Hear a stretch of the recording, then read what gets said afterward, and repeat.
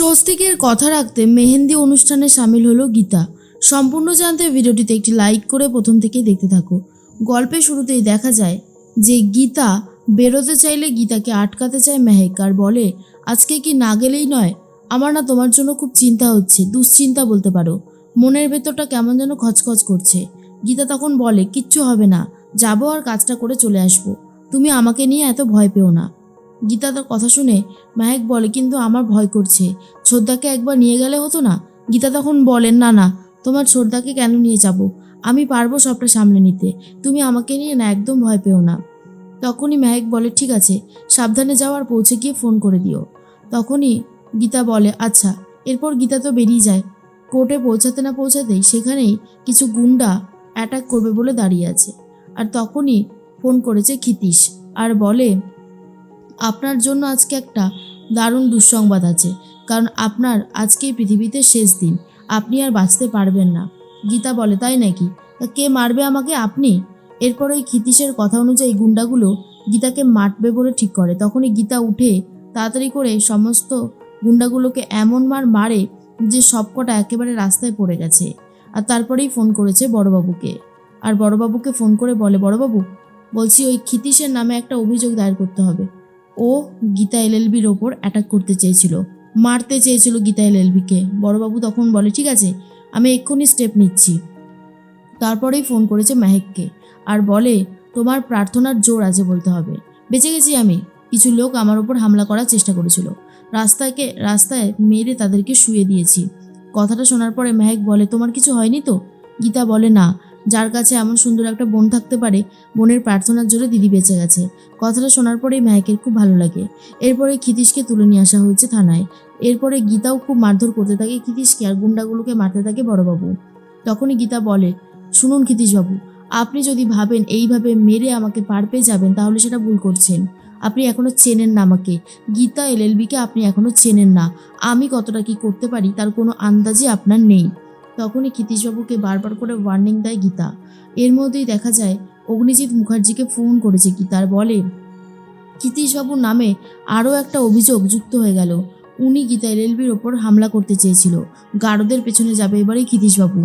আপনি এই কেসটায় জিততে পারবেন না অগ্নিজিৎ মুখার্জি। এরপরে অগ্নিজিৎ মুখার্জি ফোন তো রেখে দেয়। তখনই বুঝতে পারে গন্ডগোল হচ্ছে, আবার গীতা একটা গন্ডগোল করতে চাইছে। তখনই মায়েকে এসে বলে, পাপা কেন এই জিনিসগুলো করছো? তুমি হেরে যাও না পাপা। তুমি তো জানো তুমি ভুল একজন মানুষকে বাঁচাতে চাইছো, কারণ সেই মানুষটাই ওনার স্ত্রীকে মেরেছে। ক্ষিতীশবাবুই অন্যায় করেছে, তাই না পাপা? তুমি বুঝতে পারছো না যে তুমি একজন অপরাধী মানুষকে শাস্তি দিতে চাইছো না? এটাতে তোমার পাপ হবে। তখনই অগ্নিজিৎ মুখার্জি বলে, মেহেক এসব তুমি কি বলছো? মেহেক তখন বলে, পাপা আমি কি কিছু ভুল বলেছি বলো? আমি যা বলছি তা তো একদমই ঠিক কথা। অগ্নিজিৎ মুখার্জি বলে, না, ঠিক কথা না, এটা ভুল কথা। তুমি আমাকে শেখাবে না যে আমি কি করব আর কি করব না। এরপরেই মেহেক তখন আর কিছু বলতে পারছে না। এর মধ্যেই জাগৃতি এসে বলে, মেহেক তুমি তোমার পাপাকে কি সমস্ত কথা বলছিলে? কি হলো, উত্তর দিচ্ছ না কেন? মেহেক উত্তরটা দাও। মেহেক তখন বলে, মা আমি এটাই বললাম যে সত্যের জয় হবে, পাপা হেরে যাবে, পাপাকে হারতেই হবে গীতা বৌদির কাছে, তাই বলেছিলাম। তখনই জাগৃতি ঠাস করে এক চড় মেরে দেয় মেহেককে আর বলে, তোমার পাপার সম্বন্ধে তুমি এই সমস্ত কথা আর ভাববে না, বুঝতে পেরেছ? এরপরেও যদি তুমি এই সমস্ত কথা ভেবেছো তাহলে কিন্তু খুব খারাপ হবে। এই কথাটাও কান খুলে শুনে রাখো। এর মধ্যেই মেহেক খুব কান্নাকাটি করতে থাকে আর মেহেককে এটাও জানিয়ে দেয় যে কৃপানের সাথেই তোমার বিয়ে হবে, আর কোনো অনুষ্ঠান হবে না, এবারে রেজিস্ট্রি করেই বিয়ে হয়ে যাবে আর তোমাকে শ্বশুরবাড়িতে যেতে হবে। শোনার পরেই মেহেক একটু চমকে যায়। এর মধ্যেই ভজন বলে, এই সব কিছু হচ্ছে ওই গীতার জন্য। এর মধ্যেই চলে এসেছে গীতা আর তখনই গিনি বলে, হয়ে গেল, সমস্ত ডিউটি পালন করা হলো? গীতা তখন বলে, হ্যাঁ, পালন করা হবে না কেন? তুই যে কি বলতে চাইছিস দিদি, আমি বুঝতে পারছি না।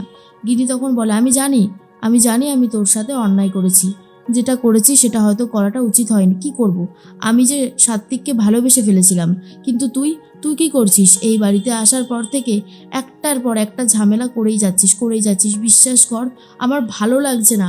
আমি একটু সবাইকে নিয়ে সুখে শান্তিতে সংসার করতে চেয়েছিলাম, আর তার এই পরিণতি হলো। এরপরে গীতা তখন বলে, তুই ভুল করছিস। তোর শ্বশুরমশাইয়ের ওপর বা তোর শ্বশুরবাড়ির প্রতি কারোর প্রতি আমার কোনো অভিযোগ নেই। আমার তো অভিযোগ ওই যে অগ্নিজিৎ মুখার্জির প্রতি। উনি যেই অন্যায়গুলো করছে সেগুলো আমি সহ্য করতে পারছি না। তুই কেন বুঝতে পারছিস না এটা? একজন অপরাধী মানুষকে উনি বাঁচাতে চাইছেন। ভাবতো একবার, যে মানুষটা এতটা স্বার্থপর যে তার স্ত্রীকে মেরে ফেলতে চেয়েছে, তার শাস্তি হবে না? এটা তোরা কি করে মেনে নিতে পারছিস দিদি, কি করে? আমি তো তার শাস্তির ব্যবস্থা করে তবেই ছাড়বো। এমন শাস্তি দেবো তাকে যে সারা জীবন ভাববে যে আমি কি জিনিস। গিনি তখন বলে, আর তোর বিয়ে? শোন গীতা, তুই যদি স্বস্তিককে বিয়ে না করিস না, তাহলে কিন্তু আমি হব এই পৃথিবীতে সবথেকে তোর বড় শত্রু, এই কথাটা মনে রাখিস। এই বলে গিনি চলে যায় ভিতরে। তখনই গীতার সাথে কথা বলতে এসেছে এবারে স্বস্তিক, আর বলে, বলছিলাম কি লেডি সালমান খান, বাড়িতে না অন্য মানে অনুষ্ঠানের আয়োজন শুরু হয়েছে, আপনি যদি একটু কোঅপারেট করতেন তাহলে খুব ভালো হতো। গীতা তখন বলে, কি কোঅপারেট করতে হবে আমাকে শুনি? হ্যাঁ, কি বলতে চাইছেন আপনি? তখনই স্বস্তিক ভয় পেয়ে গিয়ে বলে, না না না না, আমি জানি যে আপনার কোর্টের বাইরে হাত চলে আর কোর্টেতে মুখ চলে, কিন্তু আপনি দয়া করে আমার কথাটা একটু শুনুন, তাহলে হয়তো বুঝতে পারবেন। আমি বলতে চাইছিলাম যে বাড়ির সবাই দিদিরা আর বোনেরা মিলে মেহেন্দির অনুষ্ঠান করছে, সেই মেহেন্দির অনুষ্ঠানে যদি আপনি একটু সাথ দেন তাহলে খুব ভালো হয়। গীতা তখন বলে, আমি পারবো না, আমি এসবে নেই। স্বস্তিক তখন বলে, আপনি কি আপনার দিদির সংসারটাও আর বাঁচাতে চাইছেন না লেডি সালমান খান? তখনই গীতা কি বলবে বুঝতে পারে না, কারণ গীতা জানে যে সে যদি বিয়ের পিঁড়িতে না বসে, স্বস্তিককে বিয়েটা না করে, তাহলে কিন্তু গিনির সংসারটা ভাঙবে, তার জামাইবাবু আর সংসার করবে না, এটাই ভাবতে থাকে। তখনই গীতা বলে, আমি জানি না কি করবো, আমি সত্যি বুঝতে পারছি না। তখনই স্বস্তিক বলে, আপনি প্লিজ মেহেন্দির অনুষ্ঠানটায় চলুন, আপনি এরকমটা করবেন না। আর এর মধ্যে বাড়িতে সবাই মিলে মেহেন্দির অনুষ্ঠান করতে থাকে। ভজন তখন বলে, শেষ পর্যন্ত আদৌ স্বস্তিককে বিয়ে করবে তো গীতা? অন্যদিকে অগ্নিজিৎ মুখার্জি বলে, শোনো ভজন, তোমার সাথে আমার কিছু কথা আছে, যেই কথাগুলো তোমাকে বলতেই হবে। আর সেটা হচ্ছে, মেহেক আর এই কৃপানের যে সম্পর্কটা ছিল সেটা এখন ভেঙে যাবে, কারণ কৃপান বিয়ে করবে পদ্মকে। পদ্মকে বিয়ে করলেই পদ্ম কোর্টে নিজে কৃপানকে সমস্ত কিছু থেকে মুক্তি দেওয়ার ব্যবস্থা নিজে করে দেবে। তাই শেষ পর্যন্ত আমরা এই চালটা দিতে চলেছি। ভজন তো শুনে অবাক হয়ে যায় আর বলে, কি বলছেন স্যার? আপনার কথা তো শুনে আমি অবাক হয়ে গেলাম। অগ্নিজিৎ মুখার্জি বলে, হ্যাঁ, আমি একদম ঠিকই বলেছি, কারণ এটা ছাড়া আর কোনো উপায় আছে বলে আমার মনে হয় না। আর শোনো, এটা কিন্তু কাউকে তুমি বলবে না। তখন ভজন বলে, না না স্যার, আমি কেন বলতে যাব? আমি কোনোভাবেই বলবো না, আপনি চিন্তা করবেন না। আর তার মধ্যেই দেখা যায় যে গীতাকে সবাই মিলে খুব সুন্দর করে সাজিয়ে দিয়েছে। আর গীতা নিজেও বুঝতে পারে না যেগুলো কি হচ্ছে আর কেনই বা হচ্ছে, কোন ঝামেলার মধ্যে সে জড়িয়ে পড়েছে। সাত্বিক বলে, শোনো গীতা, এত কিছু হচ্ছে জানি, কিন্তু তুমি লাস্ট পর্যন্ত স্বস্তিকের হাত থেকে সিঁদুর নেবে না সিঁথিতে, সেটাও আমি জানি, কিন্তু গীতা কি করবে গীতা নিজেই বুঝতে পারছে না।